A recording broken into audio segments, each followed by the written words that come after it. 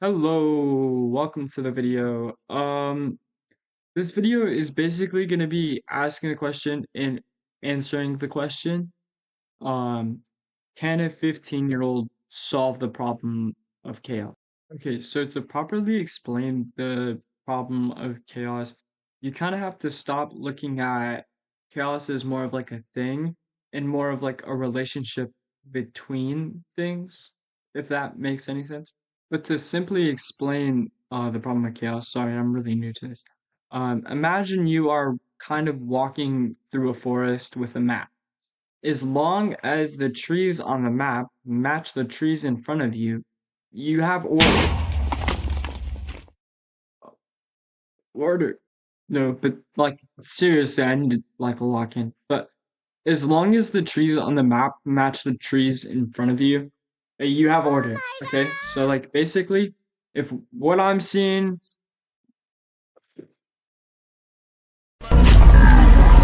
Do you need a map? if what I'm seeing on here is matching what I'm seeing up there, then we're in good territory. Okay, theoretically, chaos happens the moment you look at your map and it doesn't match the terrain. You aren't lost because the forest hasn't changed.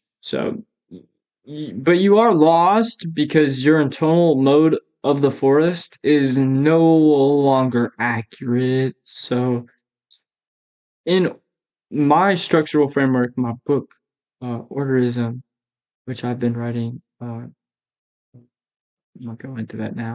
But essentially, in Orderism, chaos isn't the forest, it's the gap between reality and your understanding of it. Okay, so now going into like what the default state of chaos is. It's referred to as entropy, right? Entropy is kind of like, for like those who don't know, because those who know are cool.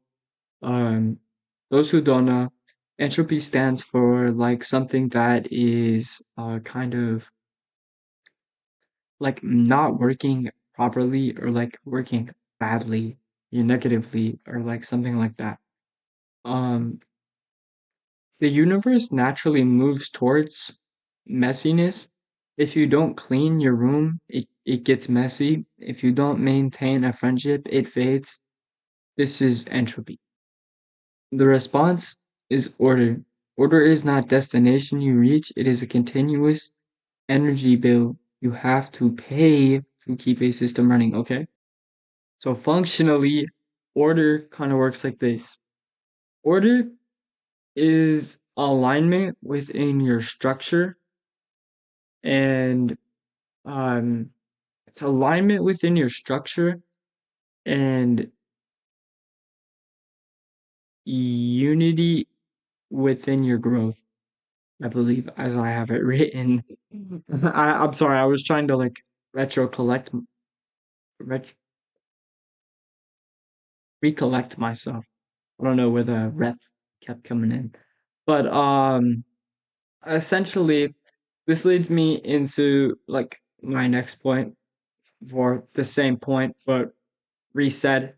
So it's kind of got a conclusion now. Um Order isn't the place we like go, right? Because it's kind of like our growth in a way. Like it follows us everywhere we go. It's not like it's not somewhere in specific we like it's not to put it in a metaphysical sense because it's not even a thing, it's not a place, it's like a benchmark, I guess. Like it's not a benchmark either. That's what I was trying to say. It's not a benchmark. It is more of a thing you can have, such as like it's not a physical thing though. It's a very much of a like it's a trait or not a trait, but a way of acting. It's a philosophy, if you will.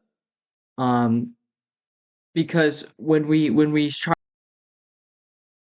to hold this structure together with an alignment within our growth and try to hold unity to have those things and to go further into them would be like alignment would be like trying to match ourselves up with where we've been put. So like picture this, you have a box, right?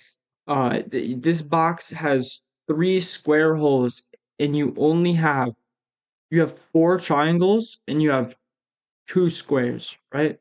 So you can't do anything with the missing hole. But someone might sit there for hours thinking about what you could do with that middle hole and all kinds of stuff. But alignment would be just putting two squares in the thing because that's where they belong. Life kind of works a little similarly. When we have that sort of alignment, we tend to feel less stress and we tend to feel more comfortable. Um, I think off of personal experience, obviously, uh, and I mean, there's probably a few studies that support that, I'm sure, but uh, it's more of the technical aspect that really matters in the honesty there. Um, but to go into the next subsect of that order kind of thing here, we have Unity. What does Unity mean? Is that a game engine? No. I mean it is, obviously, but in this case, Unity is kind of like um if we work together on something or we use all the parts of something, they form a unity, or we're forming a unity together. And basically, to have unity within your life, you need to be using everything in your life. And I don't mean like using it like abusing it. Seriously, don't do that. That's wrong. Um,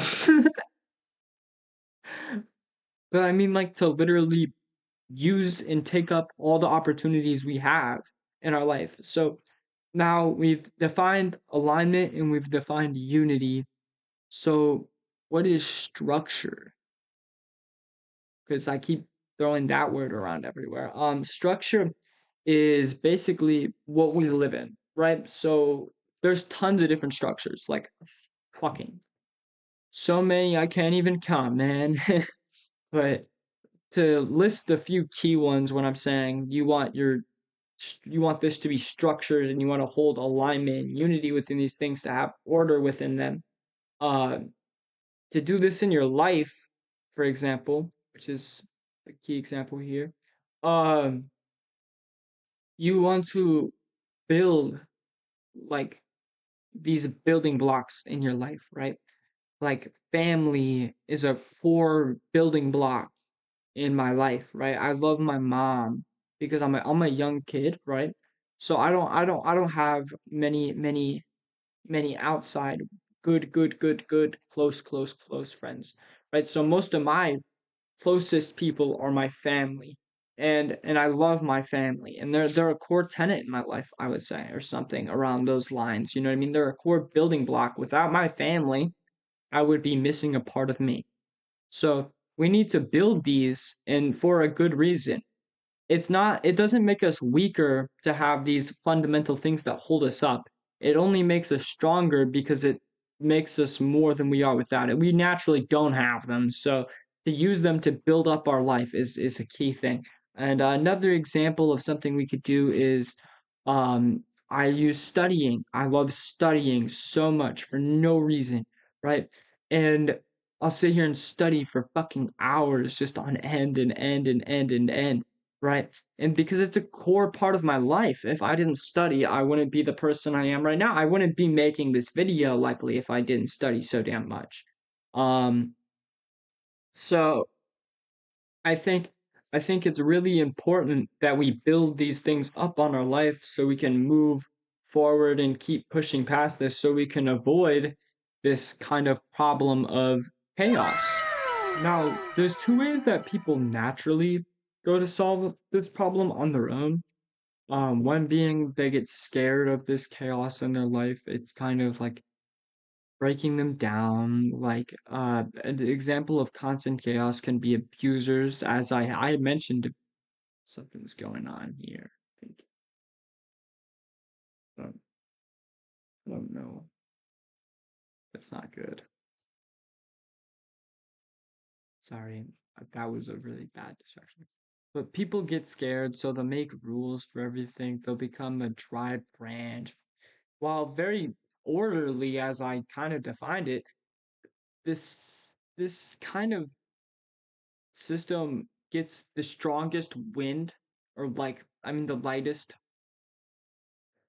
and it just kind of breaks because there's so much that is holding it up, but it's so strict. So when we kind of want to build our structure, we want it to be a really free place. We want it to, that's why we want that unity. We don't want to lock ourselves into anything once we have that unity, though. We don't want to force things to work how they shouldn't, or we'll be breaking our alignment. And this is exactly why this strategy does not work. Now, another way that people try this is they'll give up on order entirely and say nothing matters, everything is random. You become like water poured on flat floor when you have no shape, no power, and you eventually just evaporate into nothing. This is kind of like the nihilist's perspective, or absurdist perspective of life. They kind of just move about things as they go, believing it, it all is just nothing, and it will all be nothing as it started. So essentially, these people think nothing matters because they believe that the world has no intrinsic meaning, and they believe by this having no intrinsic meaning that we as humans are the ones that make the meaning, and they believe it is pointless and there's no reason behind making this said meaning. And I think that the way I even just framed it can be totally misinterpreted into immediately believing that argument, even over one of mine. But it's a very well structured argument, to say the least. It's a nihilism written by Friedrich Nietzsche. It's glorious, much better than my own, most likely. Uh, Praise the Lord that he made him. Uh, but yeah. I don't agree with this. I think that when things do matter, because I think it's almost just as pointless as saying is nothing matters to believe nothing matters and truly enact the fact that nothing matters, because it's a very it's a very boring life. I don't know. I see why these people, the evaporation.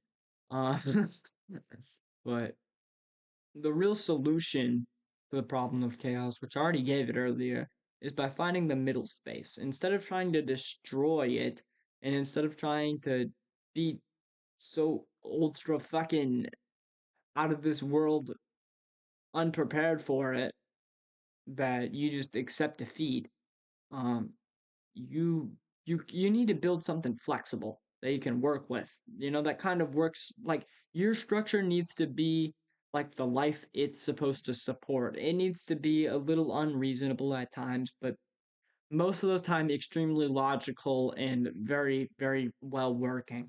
But at times we can give a little leeway. And because things mess up and they don't always work perfectly. And they don't need to, because perfect is not existent. It is not a thing. I'm sorry to break that to you. Um, but there's nothing that is truly perfect, because if you want to get technical, the only thing that could possibly ever be perfect is a human being, right? And my theory for this, and I'll give this its own, but I essentially believe humans could be perfect because we are infinitely growing beings and we don't stop growing. So essentially, we reach this point. We don't reach this. We only reach this point where we stop growing and we stop our kind of moving forward, in a sense, when we die, and we become more of like a permanent thing. And then I think we could all agree, well, we're not perfect when we're dead, but maybe we are, because we technically are all that we could ever be when we are dead. And I think by some metric we could associate that with being perfect. And I'm not saying this is always perfect, but it's something to think about. how we live our entire lives just getting better and better and better and better, focusing on just moving forward and paving our way and just trying to build something for whatever initial reason, right? And when we do this, it's just like, think about what it would mean to be perfect. It would mean to be the best, right? And it would mean to always be the best. So theoretically, how would you translate that into a being? You just make it keep getting better and better and better and better and better and infinitely just keep getting better until eventually it can't get better at all. So therefore, it kind of reaches that state of perfectness. But I don't want to let that take away from the actual argument because that's very weak. But in simple terms, going back to the problem of chaos, it isn't always the world that's messy necessarily. It is that we often try to meet a messy world with a brittle mind. But I hope my book can teach you how to build a resilient mind, and I hope this video helped you further develop building a resilient mind if that's what you were already up to or something around those lines. And I hope that you stay safe from chaos, that villain, and mind that resilience uses chaos as a fuel to organize it to something even stronger. We can use, remember, I just want to end the video off with this very strong line. All suffering in our lives can be used to make, oh my, geez, let me at least fix my hair before I get the cool, doing my final line in fashion. Okay. Remember that suffering can always put us in a better place than we started if we use it correctly.